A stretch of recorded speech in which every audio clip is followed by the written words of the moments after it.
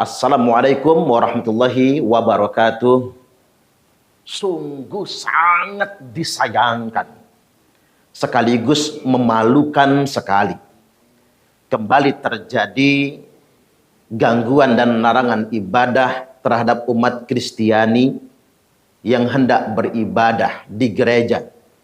Ini kembali terjadi terhadap jemaat Gereja Protestan Injili Nusantara GPIN Philadelphia yang berlokasi di Kelurahan Waikandis, Kecamatan Tanjung Senang, Kota Bandar Lampung. Terlepas ini persoalannya apa, saya tidak mengerti detailnya kayak apa. Apakah rumah tersebut memang belum ada izinnya dan lain sebagainya. Kita coba ingin baca dulu berita yang berkembang. Saya membaca respon cepat dari Kementerian Agama Provinsi Lampung maupun Kota Bandar Lampung, termasuk juga Forum Kerukunan Umat Beragama Kota Bandar Lampung. Baik, kita coba baca dulu informasinya. Kupastuntas.co, Bandar Lampung, Kepala Kantor Wilayah Kementerian Agama Provinsi Lampung Puji Raharjo melakukan gerak cepat sikapi kasus pelarangan ibadah bagi jemaat Gereja Protestan Injili Nusantara GPIN Philadelphia Bandar Lampung yang terjadi pada Minggu 5 Februari 2023 yang lalu, berarti beberapa hari yang lalu. Puji menyatakan telah menindaklanjuti permasalahan tersebut dengan mengumpulkan sejumlah pihak terkait. Dalam hal ini jajaran kantor Kementerian Agama Kota Bandar Lampung. Kami sudah menurunkan tim dari kantor Kementerian Agama Kota Bandar Lampung untuk berdialog. Karena dialog dan cara-cara damai dalam menyelesaikan masalah rumah ibadah adalah satu-satunya jalan untuk membangun harmoni hubungan antar umat beragama. Saya berharap permasalahan ini dapat diselesaikan dengan baik, dengan tetap mengedepankan kebersamaan, kerukunan, serta menjaga kondusivitas dan harmoni antar umat beragama, kata Puji, Selasa 8 Februari 2023 yang lalu. Ini informasi gerak cepat Kementerian Agama dan Forum Kerukunan Umat Beragama. Lalu beredar surat dengan KOP Forum Kerukunan Umat Beragama FKUB Kota Bandar Lampung yang bunyinya begini. Antara lain, dengan hormat, bersama surat ini kami laporkan hasil kesepakatan bersama rapat mediasi antara Forum Warga Masyarakat RT 06 Lingkungan 1 Kelurahan Waikandis dengan pihak pengurus Gereja Protestan Injili Nusantara GPIN di Aula Kantor Kecamatan Tanjung Senang pada hari Selasa tanggal 7 Februari pukul 13 waktu Indonesia Barat sebagaimana terlampir. Surat ini ditandatangani oleh Ketua FKUB Haji Purna Irawan SAG dan Sekretaris Haji Kasimun SAG MM.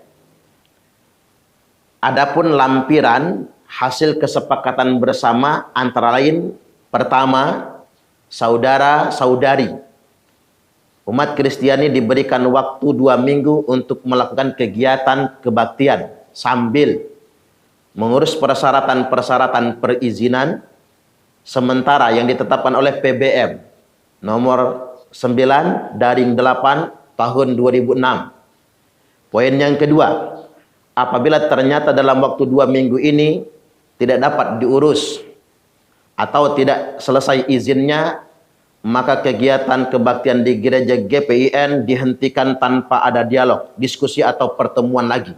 Kesepakatan nomor 2 ini poin yang sangat memalukan menurut saya.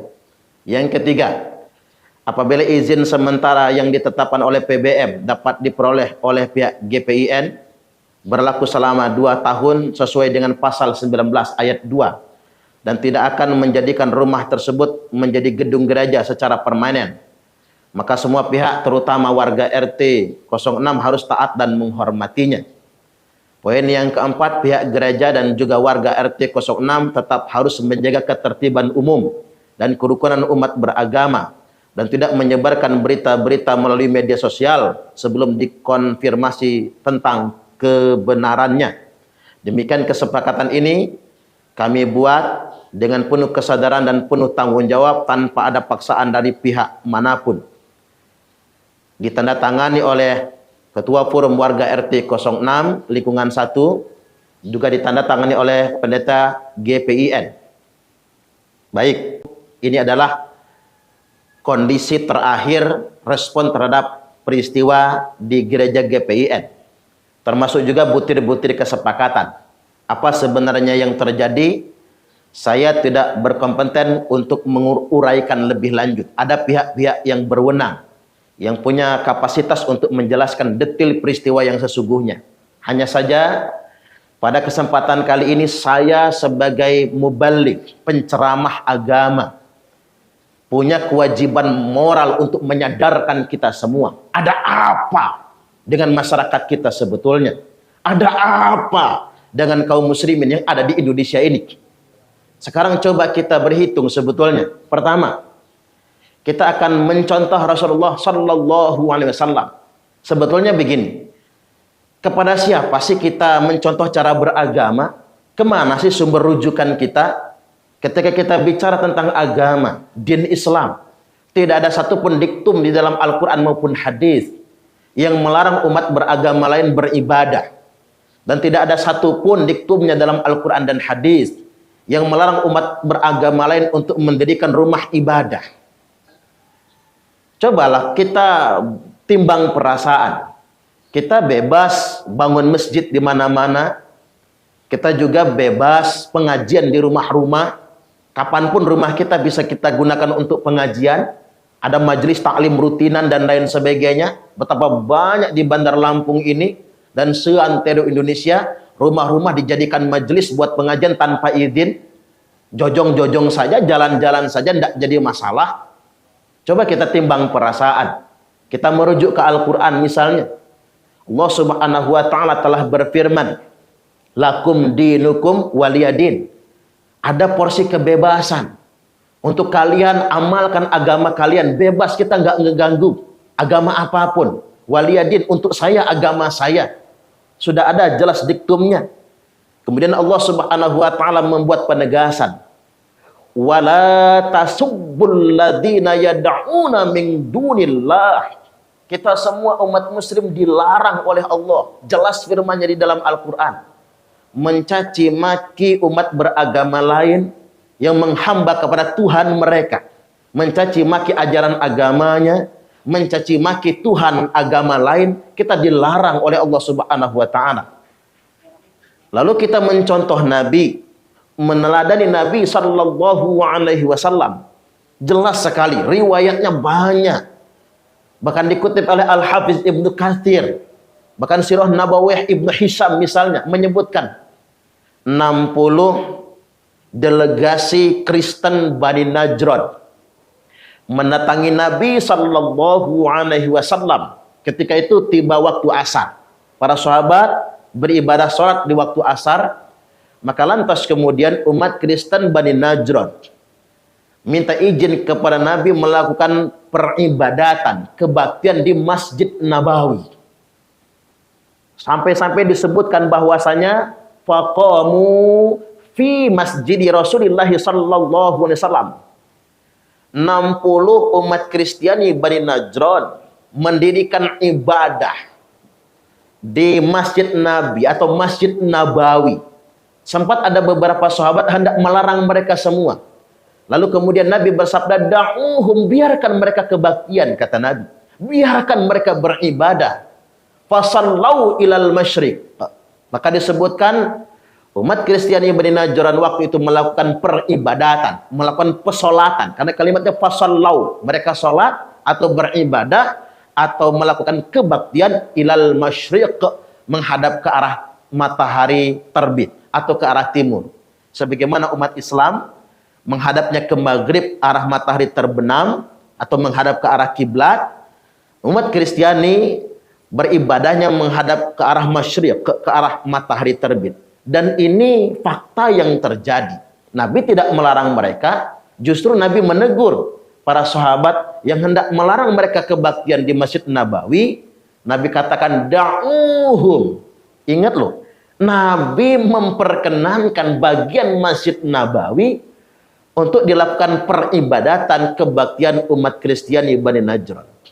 Nah sekarang begini, umat-umat yang ngakunya muslim dan dalam tanda kutip yang arogan, itu sebetulnya nyontoh agamanya kepada siapa sih? Belajar agamanya kepada siapa? Sekarang begini, saya mengajak kita semua, warga bangsa Indonesia, masyarakat kaum muslimin pada umumnya, yuk kita berpikir cerdas dengan logika dan akal sehat kita. Dan hati nurani kita. Yuk kita timbang perasaan. Apa sih yang kira-kira membuat kita menjadi fobi misalnya terhadap umat Kristiani yang hendak mendirikan rumah ibadah? Sekarang coba kita berhitung saja. Saya ambil peta misalnya kota Bandar Lampung. Di kota Bandar Lampung ini jumlah masjid saja ada 712 masjid. Musolanya 817 musola. Totalnya 1529 masjid. Bayangkan, kota Bandar Lampung nggak gede, Bandar Lampung ini nggak gede. Ada 1529 masjid. Ini sensus 2017. Mungkin kalau dihitung di 2023 ini akan lebih banyak lagi jumlahnya. Kemudian yang berikutnya kita bandingkan. Dari 1529 masjid dan musola kita bandingkan dengan rumah ibadah umat beragama lain. Gereja Protestan hanya ada 22 di Bandar Lampung. Gereja Katolik hanya ada 7. Kemudian vihara 18. Pura hanya ada 8. Dan kita masuk. Kejadian di Kecamatan Tanjung Senang. Secara umum di Tanjung Senang jumlah masjid ada 46.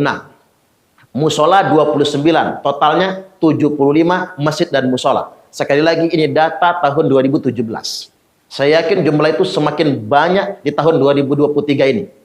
Sedangkan gereja Protestan 0, tidak ada di Kecamatan Tanjung Senang.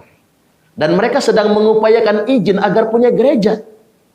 Lantas kemudian kita bereaksi tidak memberikan izin. Sedangkan gereja Katolik hanya ada 1 di kawasan Kecamatan Tanjung Senang. Coba kita berpikir secara logis sekarang. Berpikir secara sehat. Sedangkan jumlah masjid dan musola sangat banyak sekali. Apa sih yang membuat kita menjadi insecure?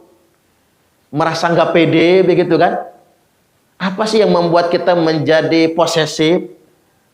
Kita nggak layak dong cemburu dengan umat Kristiani. Apa yang kita cemburukan? Masjid banyakan kita, musola banyakan kita. Sedangkan mereka, jumlah rumah ibadahnya sedikit sekali dan sulit sekali mendapatkan izin. Apa sebabnya? Karena arogansi kita sebetulnya. Coba kita pertimbangkan sekali lagi.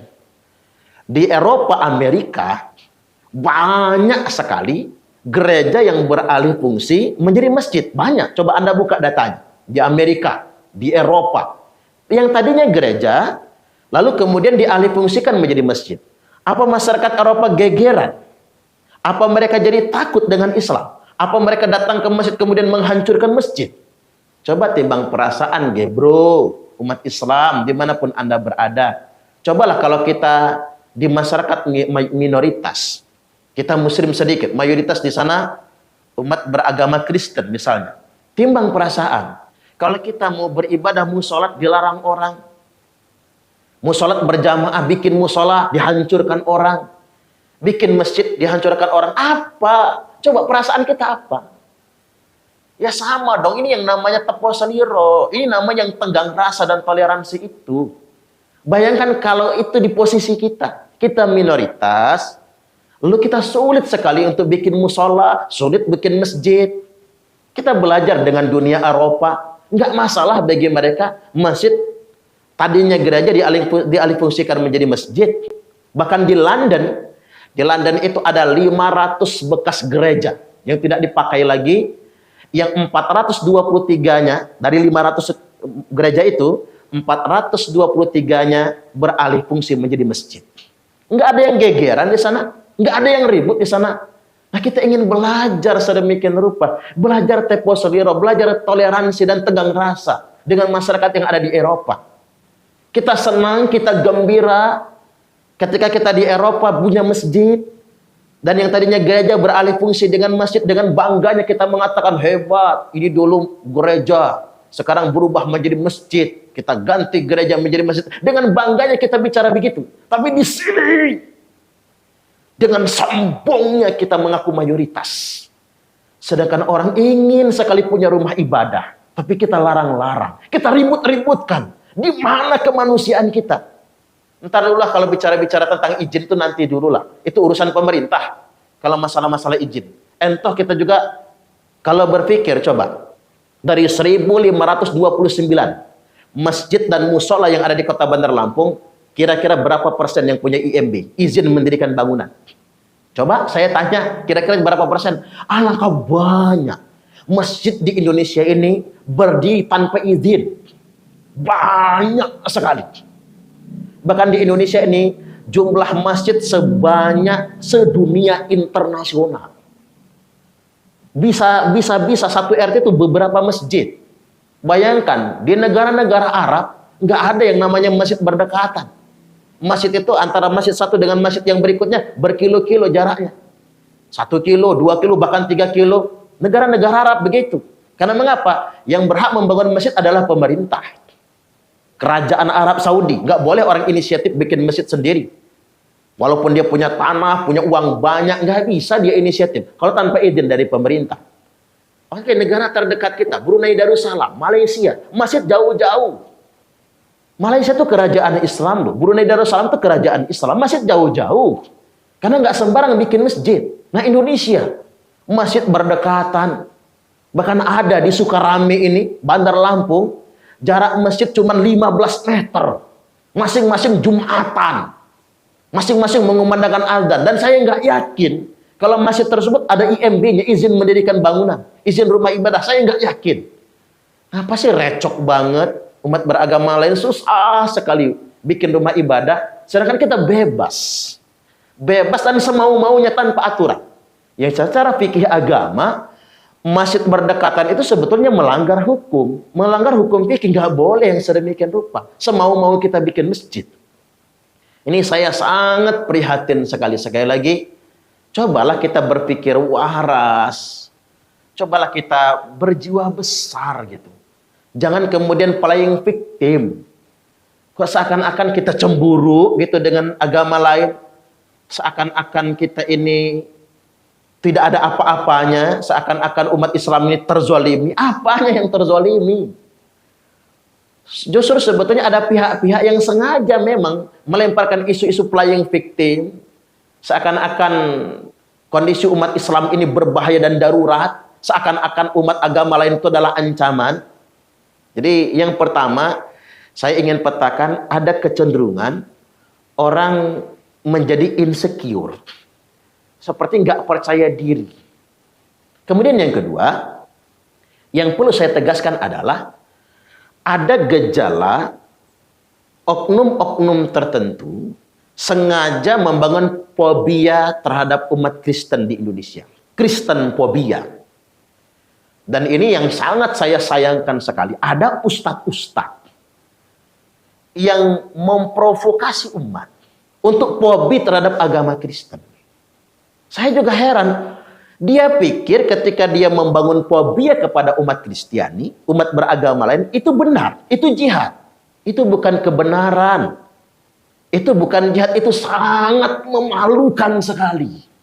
Kok ada ya? Orang-orang mengatasnamakan Islam, menceramahkan Islam, tapi untuk membangun image negatif terhadap umat beragama lain, menjelek-jelekkan umat beragama lain, lalu mengajak umat ini untuk fobi, ketakutan terhadap umat agama lain. Kok ada gitu? Bahkan terkadang melibatkan ustadz-ustadz yang skalanya nasional.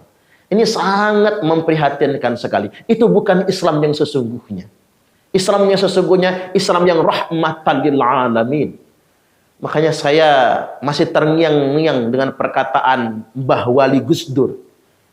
Beliau dawuh bahwasanya orang yang merasa masih terganggu dengan eksistensi gereja berarti imannya masih lemah.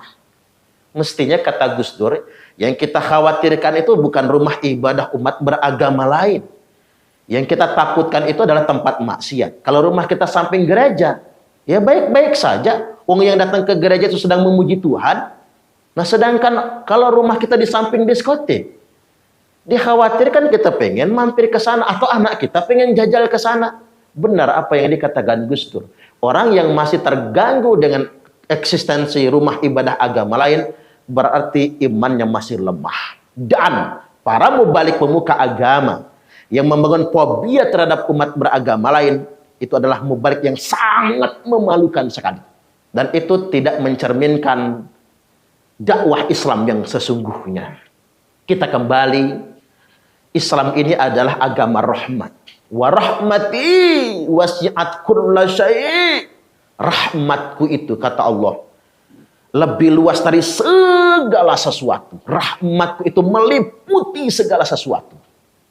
Bahkan Allah memberikan misi pesan khusus kepada Nabi kita. Wa ma arsalnaka illa rahmatan lil alamin. Dan tidaklah kami mengutus engkau Muhammad kecuali semata-mata agar menjadi rahmat bagi sekalian alam. Makanya para pemuka agama yang arogan, yang menakut-nakuti, yang mengancam-mengancam, bahkan fobi terhadap eksistensi agama lain, pada dasarnya dia telah memfitnah Allah Ta'ala dan Rasulnya, telah memfitnah ajaran Islam itu sendiri, ajaran yang rahmatan lil alamin. Innallaha jamilun yuhibbul jamal. Sesungguhnya Allah itu indah dan Allah suka dengan yang indah-indah. Islam itu indah. Tapi orang akan melihat keindahan Islam bukan dengan membaca Al-Quran dan Sunnah. Orang melihat indahnya Islam dengan melihat perilaku orang Islam. Maka perbaikilah perilaku kita yang mencerminkan Islam yang sesungguhnya, yang rahmatan lil alamin. Kalau kita arogan, kalau kita menjadi sinis dan menakutkan, berarti kita memfitnah ajaran Islam itu sendiri. Dan yang berikutnya saya ingin tegaskan, mayoritas kaum muslimin di Indonesia adalah muslim yang rahmatan lil alamin. Ummat wasaton, muslim yang moderat. Tapi tetap saja ada segelintir orang yang memanipulasi ajaran agama untuk menunjukkan arogansinya. Mudah-mudahan yang arogan segera disadarkan oleh Allah Subhanahu wa taala, dan bagi umat Kristiani mudah-mudahan dimudahkan urusannya dalam rangka beribadah dan mendirikan rumah ibadah. Wallahul muwaffiq ila aqwamit thariq. Assalamualaikum warahmatullahi wabarakatuh.